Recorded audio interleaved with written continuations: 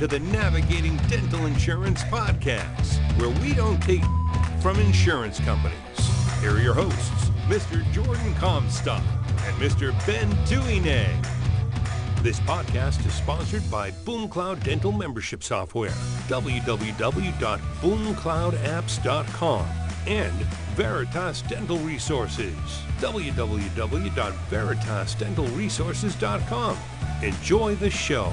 All right, welcome to another exciting podcast episode on the Say No to PPO's podcast series. I got my co-host Ben Tuine on the line. Ben, how you doing, man? What's up, Jordan? Nothing much, man. So glad it's not 120 degrees up here. I think it's 120 where Chris is at, right, Chris? Yeah. What is the temperature? He's down in St. George. It is. Yep. It's about 117. I was in Vegas on Tuesday visiting a client. It was 122. It's Oh my gosh! Yeah. blazing Wow. hot. We're known for our good weather down here, and the joke is the weather's bad 2 months out of the year. For most people, that's like January and February where it's cold. For me, for most people, that's during the summer. For me, it's like January, February. I just don't like cold weather, so I don't mind the heat, but this is pretty extreme. But Yeah, last that couple sounds- of weeks, and other than that, about 70, 80 degrees, and we've got a lot of people retire here because it is beautiful. But Yeah, yeah, it is blazing hot beautiful. right now.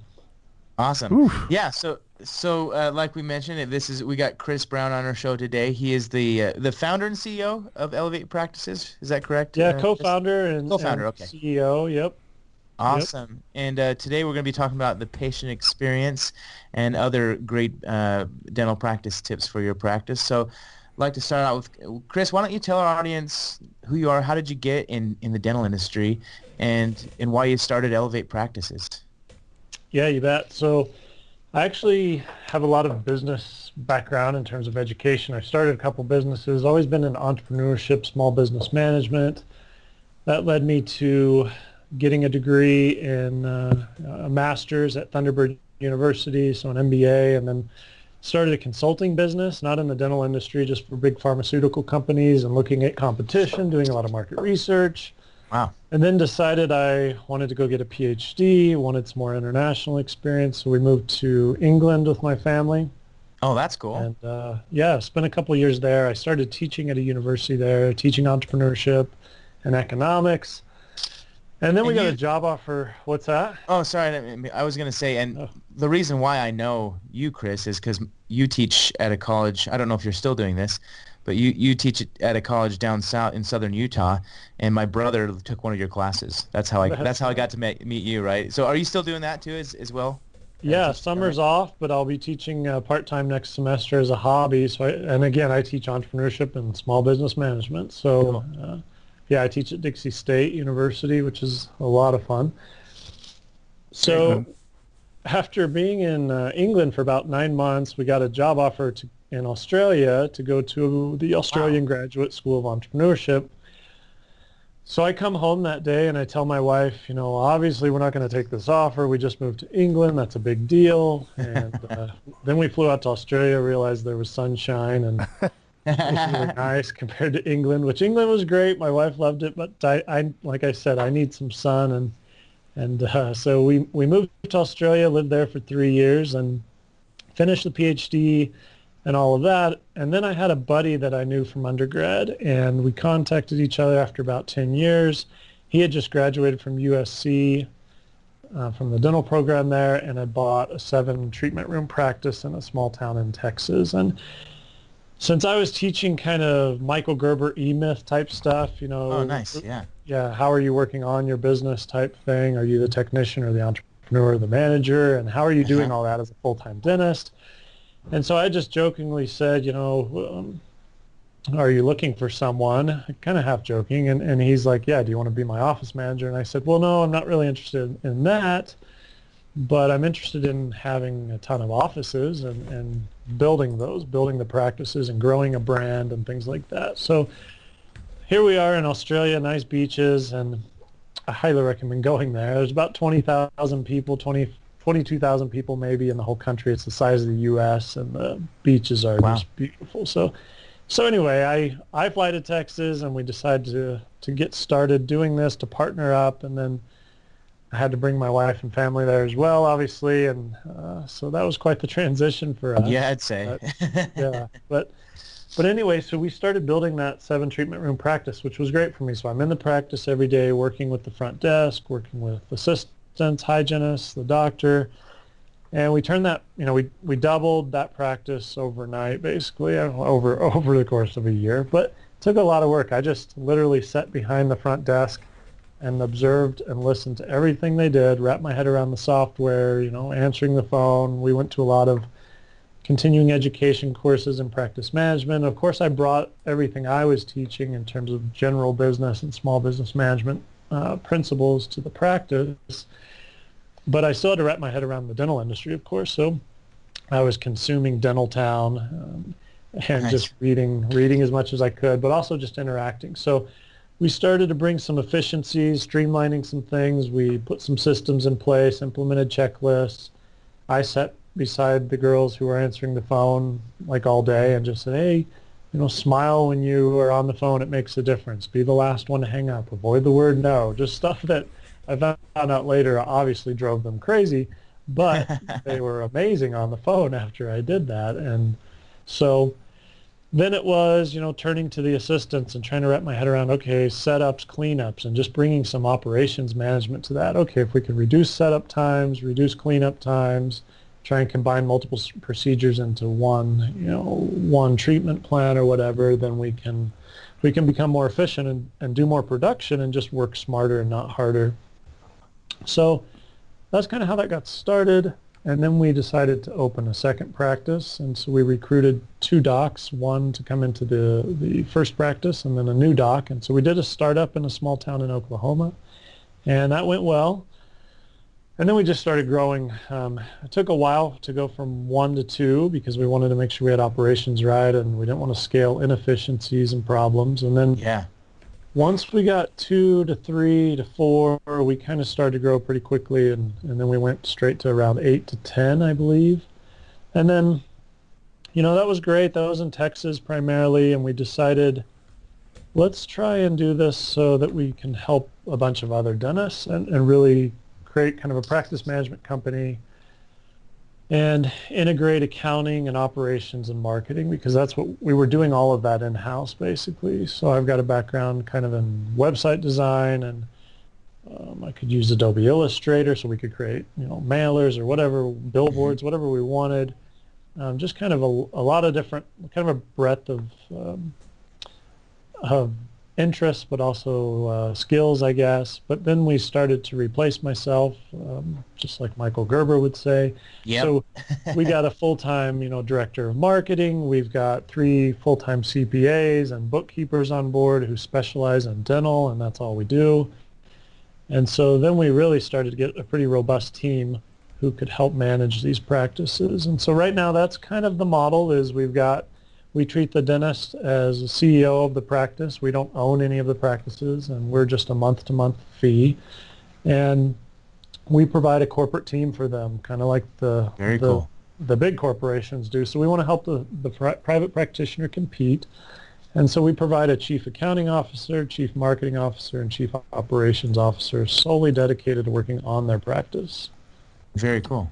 Yeah. So been doing that for about 7 years. 7 years. Awesome. Yeah. Yeah, I see on your website here you have the CEO structure, the chief accounting officer, chief operating officer, chief marketing officer, right on your front page here. Chris, do you work in other industries, or sounds like you have a pretty vast experience in terms of business in general. Do you currently work with other industries outside of dental, or is it just dental right now? It is just dental.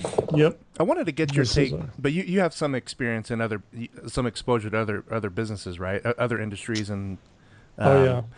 What I want to go with that is, why do you think dental is dental different than, let's say, an accounting firm or a veterinarian office? In terms of structure and business, because we work with a guy by the name of Alan Hollander who works. He's a consultant in every industry that's out there. And he draws. Oh, really? Yeah. I didn't know that. He talks about the similarities between the businesses, but he says that sometimes it's just the same formula to get the business side of the offices to operate properly. What's your experience in that area in terms of the non-clinical aspects of dentistry as it relates to other businesses? Yeah, good question. And the short, I'm an academic, so I can give you the long answer, the short answer. The short answer what's is the opposite of an academic? A slacker? good question. Yeah, it's there. So You don't have to answer that. I'm just messing around. the short answer is no. I see business as business. That's, but as a good academic, I'd have a lot of footnotes and caveats to that. So for me, the dental industry is its own industry with different operations in some ways. But if you've ever seen the show The Profit, right? The Profit. Yeah, I watch it all the time. On the list. Yeah, it's Jordan, I need a copy of that. fantastic show.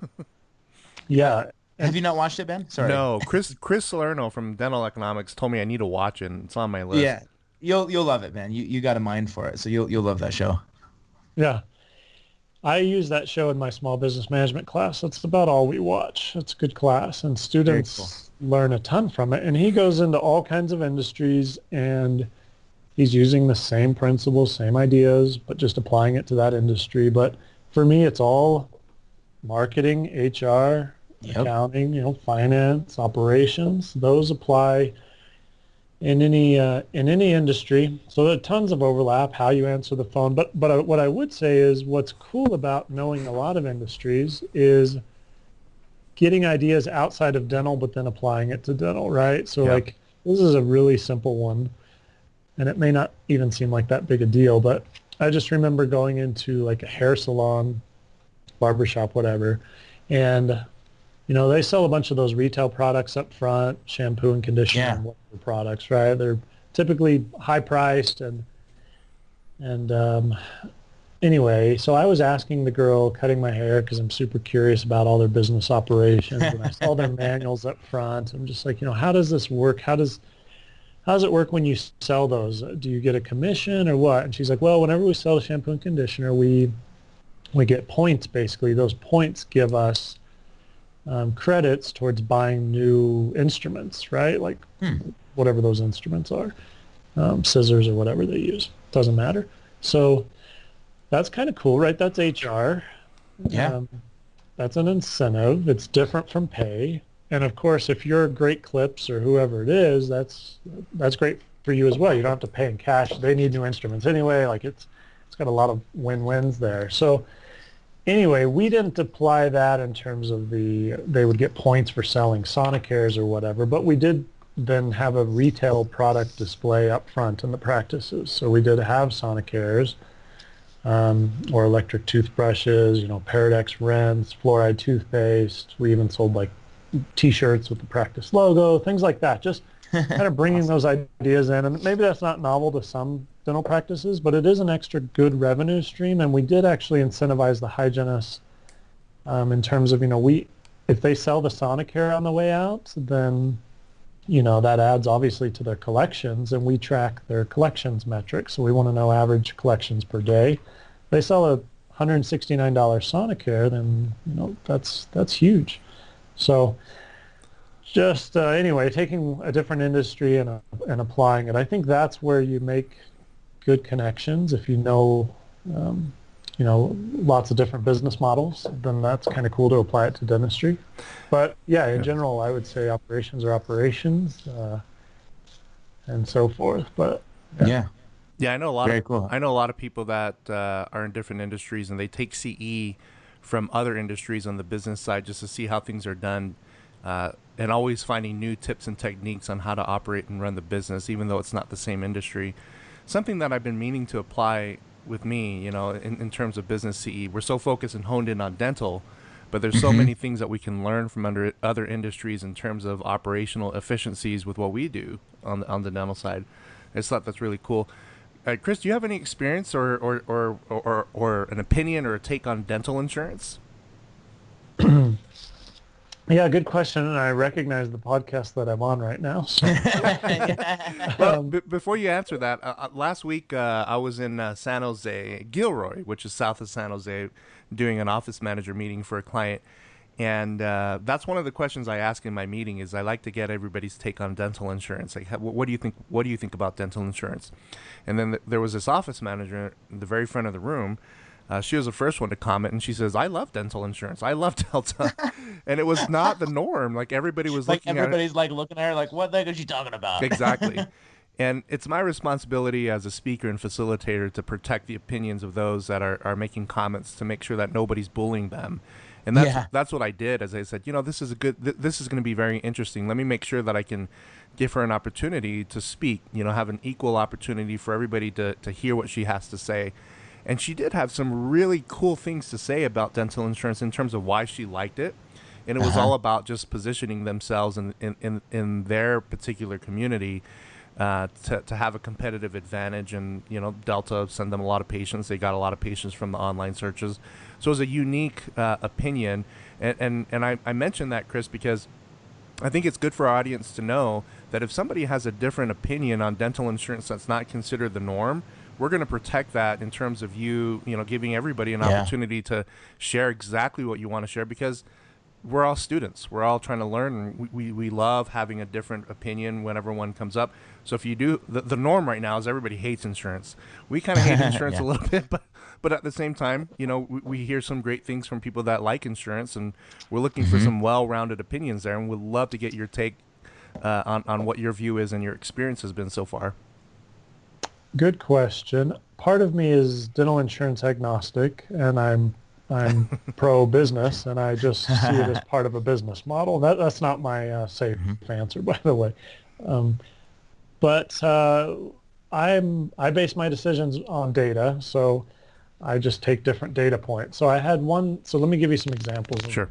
And hopefully this will build up my answer. So I was talking to a dentist in Texas, and we were looking at helping another doc buy his practice. He was trying to sell his practice, and it was like a lot of dentists when they're retiring, it seems, they start to kill the practice, unfortunately, before they sell their asset they've been working on their whole lives, and instead of build it up, And so this dentist was doing that, and he said, I'm not going to get in network with any insurance company because I'm not going to, my office fee is $1,250 for a crown. I'm not going to get reimbursed $700. Like, that's a joke. I'm offended by that, basically. That's not worth my time. And for this particular dentist who, had a practice that was not doing well, I would say his maybe personality and charisma was lacking. He wasn't getting patients in the door. He wasn't doing any marketing either. So oh boy. that doesn't help. No way. And so my retort was like, well, that's great. You don't have to do any crowns for $700 because you're not going to be doing any. What would you rather have? Not the choice isn't between $1,250 or $700. Of course, you'd rather do crowns for $1,250 all day long. The choice is between, and for this guy anyway, $0 and $700. So which one's better when you've got staff that you're paying? Because he wasn't marketing, right? Is it what you said? So. Yeah, because in this case, he was not marketing, getting patients in insurance or otherwise. So what we did at the end of the year for the practice that I was in initially is we took the average collections basically per crown, right? So I wanted to see after insurance and non-insurance, office fees, whatever, what are we making per crown in terms of collections on average? I love this. I got a little calculator that does this for practices that we give them. But I'm interested in what data you collected. I love this side of business. Again, this is one practice in Texas. Office fee was like $1,249 for a crown. And they were only in network with a couple insurance companies when I got there, and we did add more. And this was a small town, so it wasn't necessary to add more per se, but we did. And so I tracked a couple things. One is, okay, we got a network with Cigna this year. We were not on them last year. What's it look like? What's the data telling me? And it was just night and day. Like, we had a ton of Cigna patients coming in versus the year before. We just basically had a few. So that may seem obvious, and that's not the only analysis needed, right? Like, if we were fully busy and Cigna is going to bring patients in, but it's a lower crown price, and the opportunity cost could be too high. But anyway, to answer that, the crown fee on average after all of that was $8.99. Like, that's what we got paid anyway. which isn't too bad for us. It's definitely, some dentists are like, well, I'm not going to get paid 600 or 700 on certain insurances or less even on some of them, especially in Utah. We're really competitive here. So Yeah. crown fees are not $1,250 typically.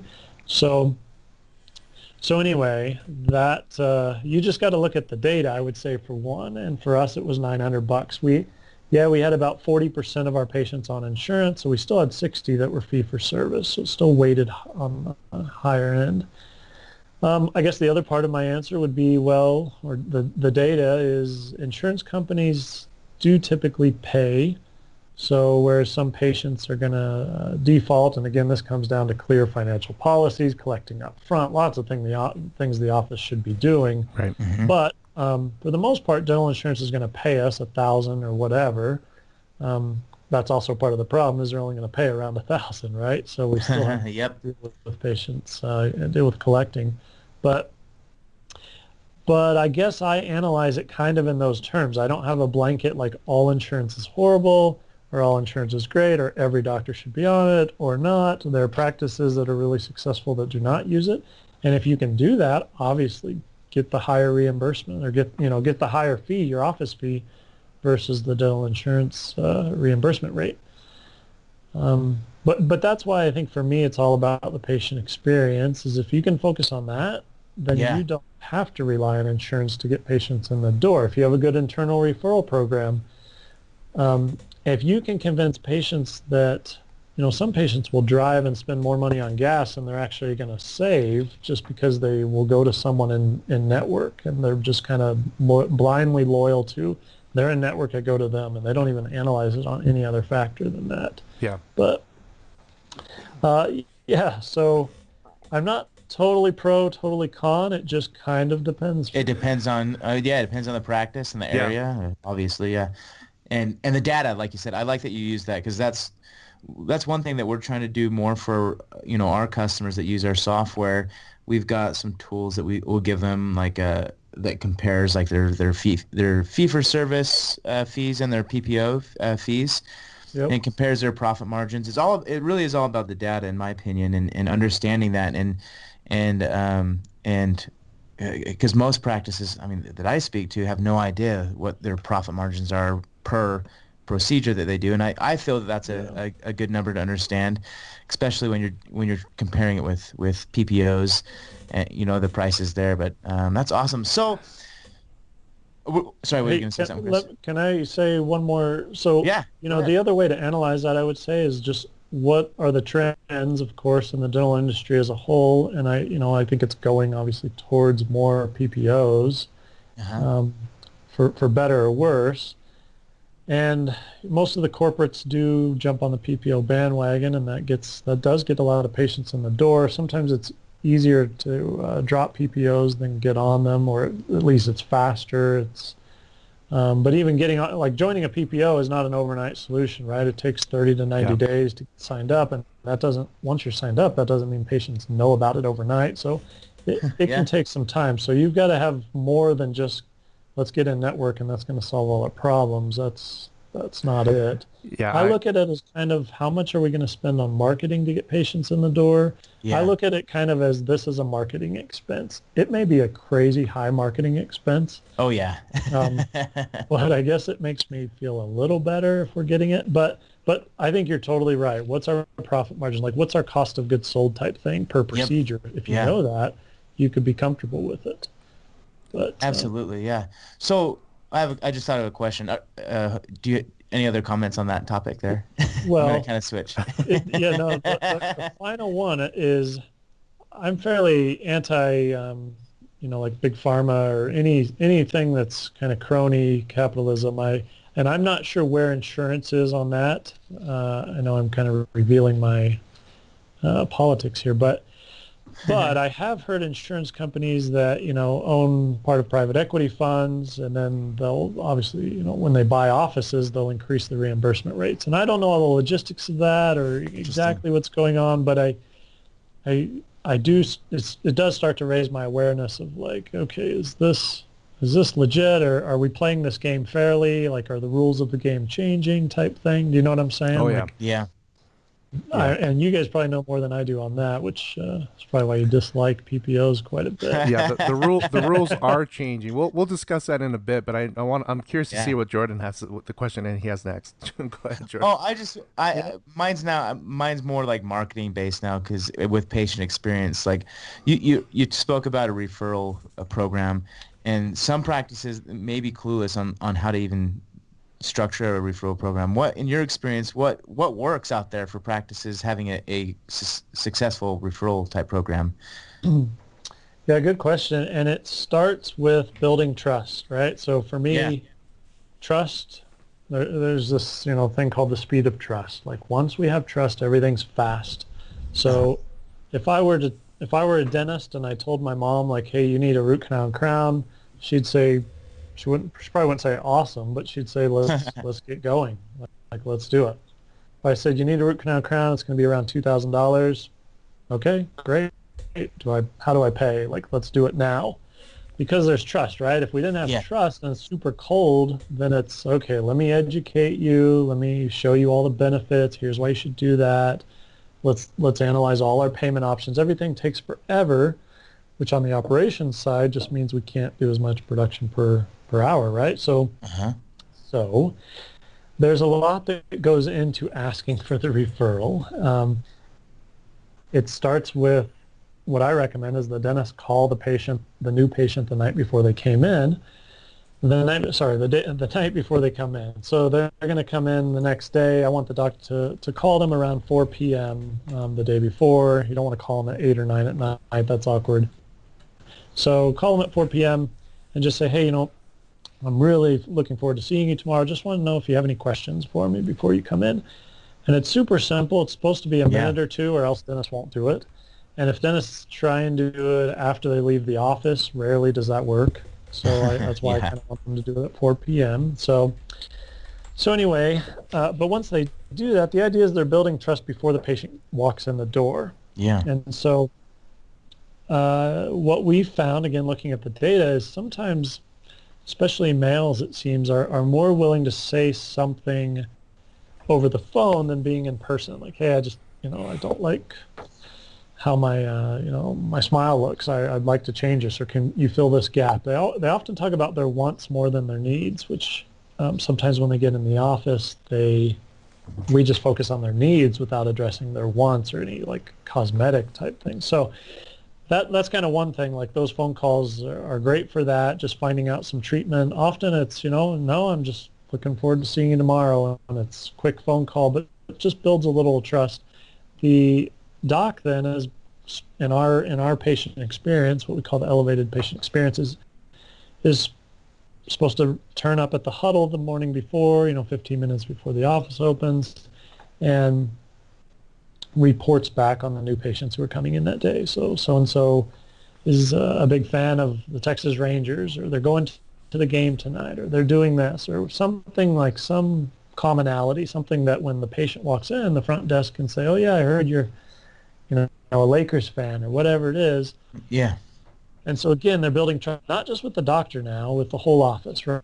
Because it's a brand, it's a service business, so everyone is representing that brand. So then the assistant comes back, and we have a checklist, like a routing slip that follows the patient. So they're starting to build on that. So by the time the doctor says you need a root canal and crown, they're like, okay, how much is that going to cost? Well, typically that's around, $2,000. My treatment coordinator is going to let you know. Insurance may cover this or that. And ideally, let's get the treatment started today. Same day dentistry, if we can build that into our schedule operationally. I know I'm giving you a long answer. I already told you up front I'm an academic, and this is how we answer questions sometimes. Keep going. But it's super relevant to the end, to the actual question you asked. So if we're doing all of that, if the assistant knows at the end of that appointment, when they walk the patient up front, that they're going to ask the patient for a comment card, and again, built into our patient experience is this: they're supposed to know their name, they're supposed to have the name embroidered on their scrubs or a name badge or something. We want the patient to really know the name of the assistant, as well as everyone, but especially the assistant who's helping them, who's kind of built that relationship as well. And they're asking for a comment card, meaning knowing that they're going to ask for a comment card, hopefully they've gone above and beyond maybe their level of service and exceeded the patient's expectations. And when they do that, part of the process is, well, we'd love to get a photo with you, patient, and post this comment card on our social media, which for us means Instagram and Facebook. Gets posted automatically, and there's a sign they hold and things like that. It's just kind of cool marketing. Costs nothing other than us giving high level of service and a little bit of time versus, sending out a mail or a radio ad, super cold marketing. This is all just building the patient experience. And again, going back to data, if you ask a patient if they had a good experience, it's something like they're, 5 to 10 times more likely to go tell others they had a good experience. They may have had a great experience, but just asking them makes them reflect on it, think about it, and then they're more likely to actually go tell someone. So that's one reason, like psychologically, why we recommend the comment cards. Okay, having said all that, if we're doing all that correctly, it should be a no-brainer to say to the patient, John, we love having you in our practice. If we could fill our practice with patients just like you, like we'd be doing really well. If you enjoy your experience today, hand out this referral card and we'll give you a movie ticket and the person you refer a movie ticket. Or we have practices where they don't have a movie theater because they're in a small town. They'll do like a slice of pie or cookies or whatever it is. It doesn't really matter. Although I would say if it's non-dental, that's better. So if you do like a free toothbrush or something, I think it works better if it's non-dental is what we've seen.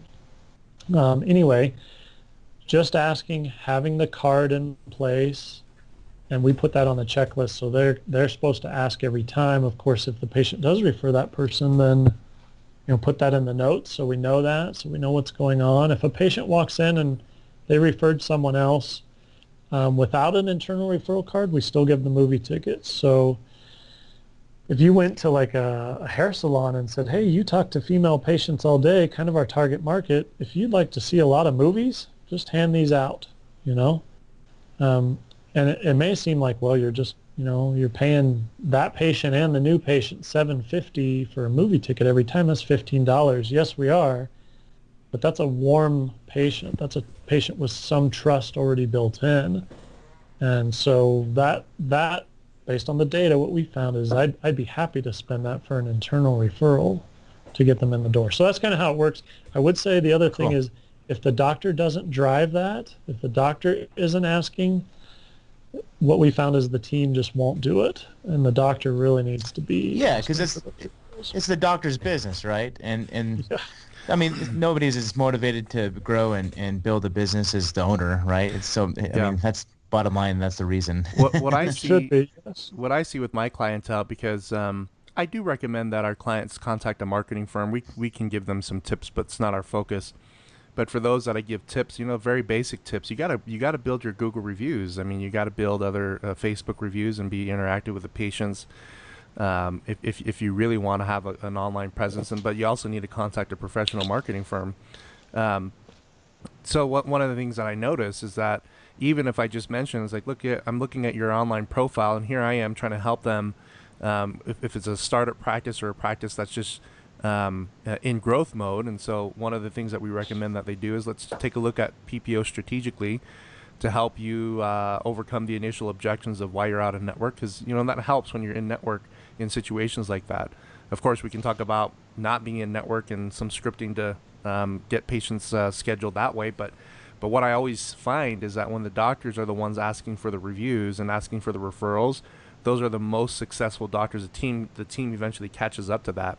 There's one client I have in Missouri who's probably listening to this podcast. Hello, doctor.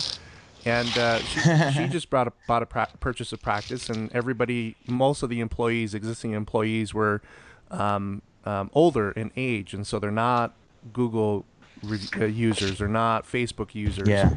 And it was a challenge for this doctor because she really felt that, gosh, this team is wonderful. They do recommend me. They say that the doctor who sold the practice picked me, and there you go. That's a transfer of trust there, Chris, that you just talked about. But she started to say, I'm just going to give this a try. I'm going to ask the patients to give me Google reviews and Facebook reviews. So I think it's been a month and a half, and she has almost 50. and Nice. you know, compared to some of the other clients that are desperate to that don't have a budget for marketing, and you share with them the success stories of other clients that we have, and they leave it up to their team members. And this is not a knock on the team members. It's just the leader will set the example, and everybody will follow the leader. A couple of things I want to mention, Chris, that you talked about. I'm going to shift back gears to the insurance. Yeah, insurance. Changes in the industry, or the insurance industry evolving. One of the things that we see is dental insurance is reducing benefits. If you decide to go to an out-of-network practice, for instance, in the state of Washington, if you're a T-Mobile employee, your benefits would be reduced from $1,500 to $700 if you chose to go out-of-network. Your cleanings are no longer covered at 100%. They're covered at 70 or 80%. Now, this is catching on because the employers love this, because if it's a self-funded employer, they save a lot of money that way. But patients in general are starting to only go to in-network practices because of that. Nationwide, there's a huge uptrend in terms of employers making the same decisions. There's now plans that are not called PPO, Preferred Provider Network or organization. You can see any doctor that you want. If you see the preferred providers, you can get the in-network benefit. Now they have these things called EPO, E for Echo, PO, which stands for Exclusive Provider Organization. Zero out-of-network benefits whatsoever. So when we talk about the changes in the industry, that's what we're dealing with. And as business people, I guess for you, Chris, when you're coaching your clients, I don't know if you run into this a lot, but I run into this every day, where a fee-for-service doctor will call me and say, United Concordia or Delta Dental, whatever plan that they're out of network with, said they just lost 20 to 40% of their patients as a result of those patients having reduced benefits this year at their office. I mean, have you run into that, Chris, yet with any of your clients that are out of network with some plans? Yeah, so you reminded me of early on, like, you know, the patients would come to the practice and they wouldn't be a network, and then the insurance company sends them a letter, which I get, you know, it makes sense from the insurance's point of view, but the letter is horrible from the practice point of view. Oh, yeah. You know, the letter is, of course, you could have saved this much by going to a different provider. Here are those providers. Like, Yikes. Oh, yuck. Yeah. So Yeah. Dumb. yeah, but we recommend a membership plan as well, and again, that's about 55% of most of the practices that we have as clients are fee for service. You know, their patients are fee for service patients and out of network, or you know, they don't have any sort of benefit plan.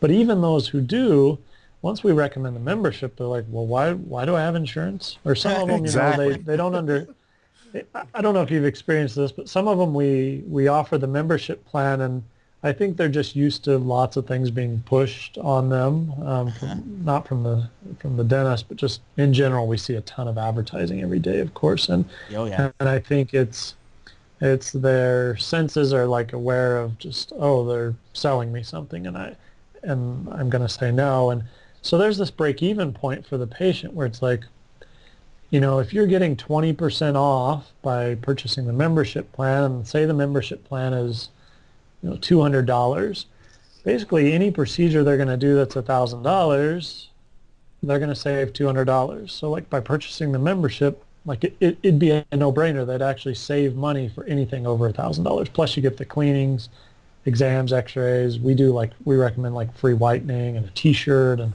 a year's supply of toothpaste. But you can structure that however you want. Anyway, but some patients are still like, oh, I'm not really interested. And we kind of have to, I always say they either did not understand it or they don't have a pulse, because like they actually save money today by purchasing it. Like it's a no-brainer. But we found that patients are, once they hear about it, they're like, oh, well, I need to get rid of my insurance. Some think they can do both, and we just kind of blame the insurance. You know, your insurance company, you're in a contract with them, they won't allow that. You know, we would love for you to be part of the membership. There's, you know, no limit, there's no deductible, everything's covered. Yeah. Like it is way easier, and I think that, I mean, that seems to be growing quite a bit, and that's what we recommend. And that we do recommend, just so you know, that they really talk patients into the membership plan versus the PPO. And even in competitive Utah, where membership plans are growing, it's still Yeah, Utah's a little bit slower in my it's what I've seen yeah there. yeah I think so too. And there are all kinds of structures. I was listening to you guys on the podcast last night, actually, like I told you before we started, and Uh-huh. it is all about cash flow, and if you can line up the monthly Yeah, cash maybe. flow coming in, that's fantastic. So Yeah. anyway, No, yeah, and I'd like to just talk a little bit about cash flow because earlier we kind of spoke about taking other ideas, from other industries and bringing them into dentistry, which I think is an awesome, way to enhance a business. And that's kind of my reasoning. I'm like, how can we get like this recurring model, like in the software industries or the gym industries? How can you get it back? How can you get it to in a practice? Because the insurance companies essentially are taking that fee, right? If you look at it at my standpoint, I guess they're taking that recurring model and taking it for themselves, and then the practices don't have that. But in reality, and I'm sure you'll agree with me on this, Chris. When you have a recurring revenue model in a practice, the valuation of that practice increases. Because when you do that valuation of a practice, instead of a discounted cash flow, it's like a multiple. You times it by a certain a number based on the monthly recurring revenue, which is really cool if you think about it. And if you guys want to learn more about valuating a business with the monthly predictable cash flow or recurring revenue, there's a book called The Automatic Customer. I don't know if you've read that, Chris. yeah, that one, and then Built to Sell is the other book Yeah, you wrote, great. right? So, Which I yep, use yep. in my class. Yeah, it's Perfect, fantastic. perfect. Yeah, so those are and Built to Sell is very similar to E-Myth, and I love both those books. But basically, in that book, it just talks about the valuations of any business, right?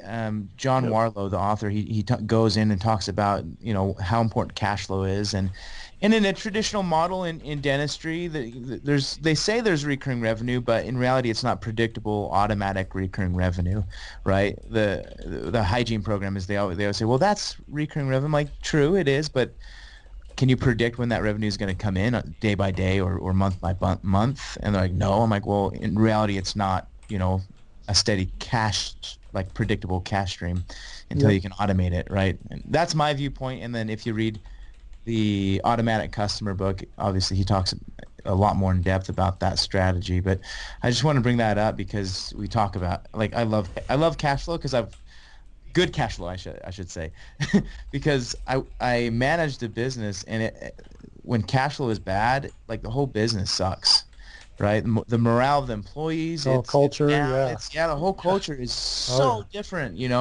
So that's why I'm such a big a fan of membership programs because I know what it can do for a business when it comes to the cash flow and then even the morale to that practice, right? Like you said, when a practice gets those membership programs in place, they're wanting to sell that more than insurance, obviously, right? Because they see it's a morale builder as well.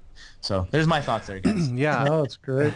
Go ahead. No, Chris, this has been wonderful. I think what you do, in my opinion, is the patient experience, a great patient experience. That's what you need if you want to become a fee-for-service essential. practice. Yeah, that's what you need if you want to really build an in-house membership program successfully. And you're right. We have clients that aggressively build an in-house membership program.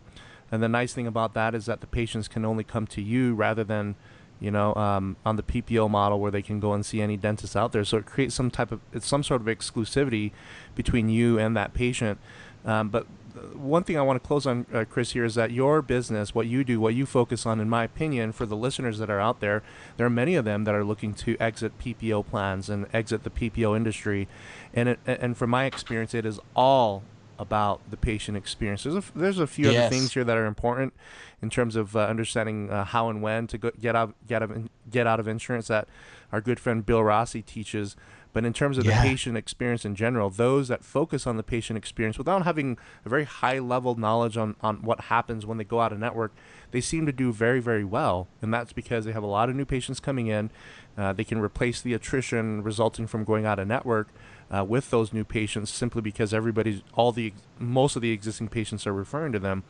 So Chris, I know your time is valuable. If any of the doctors on this podcast that are listening to this want to learn more information, how do they get a hold of you or your company?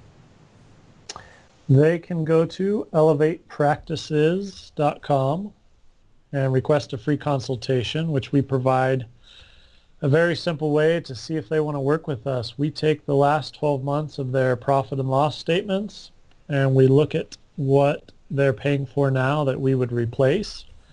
And we charge a fairly small amount so that if they're already paying for accounting or some marketing functions, we do website hosting, security, we do design of different things, manuals, things like that. There are things that we just cut out, and typically if we look at the last 12 months of their profit and loss statements, we can cut out our fee. They're already paying 5 to 10 different people,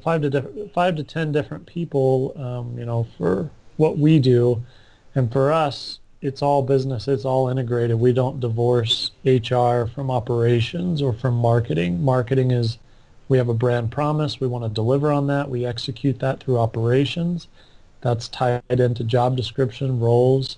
We tie the accounting into their everyday metrics they're responsible for, so they know the numbers, and team members are responsible for those. So we try and do that, just cut out our fee from what they're already paying. So we make the value proposition fairly easy, as long as we're good at what we do. And then we also just try and make sure their overhead's where it needs to be. So all their expenses are in line, so they're taking home what they should be taking home. I think the other thing, talking about PPOs, is the overhead, that's going to decrease their revenue, which is going to increase overhead. And so we want to make sure those margins are where they need to be. I understand the average revenue right now, or the average overhead, is 75%, which is, and we want that to be 55 to 60%, and that's certainly achievable. So that's what I would say. If I can, I want to go back to Jordan's comment. Sure, yeah. Just real quick on Built to Sell. We talk about cash flow, and that's all about timing, and if we can collect all up front, great. But a good revenue stream will increase the value of the business. That's what SaaS companies are all about. Oh, yeah. I think the other thing in that formula that Werlo has is the number of users, right? Twitter got tons of VC money before they had any revenue for years, just because they had a lot of users. And so meaning users translate to members. So if you have people in your membership program and you have monthly cash flow, the value of your business should go up. You're obviously going to have active patients, and there is hygiene, and hopefully they're coming back, but there's no guarantee. Whereas membership, they're paying for it, and they're going to get a discount. So hopefully they're a little more loyal. So kind of cool there. But elevatepractices.com. They could email me personally. My email is Chris, CHRIS, at elevatepractices.com. Excellent. And I guess we should call you Professor Chris, right? No, please don't. Please don't. I don't even want my students doing that. Professor, doctors, some of them do, but get over that within a week, and I tell them no. I'm looking at your bio online. So when you went to Utah Valley University, was it Utah Valley UVSC? Was what it was called? UVSC. Right? It was UVSC at the time. Oh, cool. Yeah, I'm in Lehigh, Jordan's in Saratoga Springs, so that's just right down the road from us. Yep. Well, Chris, Professor, thank you so much for. Don't do it again. Don't do it again. I'm warning you. He's gonna send me to the principal's office, and I hate going to the principal's office. I went to the principal's office so many times as a kid, but when you were a kid. Yeah. You probably went there for not saying, Professor. Yeah, that's probably what it was. I'm the opposite. I don't want to hear it. But thanks a lot, guys. I appreciate your time. It's been a pleasure. And for the listeners, yes, Chris, we will have all of your contacts, your email, your website, and then the 435 number posted on your website. We're going to post all that in the show notes for those of you that are driving. Please drive safely. But Chris, thank you again. Jordan, it was great, brother. But always great. Yeah, have a great summer, and hopefully, if you like it, I don't know who likes 120-degree weather, Chris, but I wish you very well down there in St. George. I hope there's cooler days ahead. Yeah, all you Northerners, you'll be coming down here around October. When it's Yeah, getting that's cooler true. up there.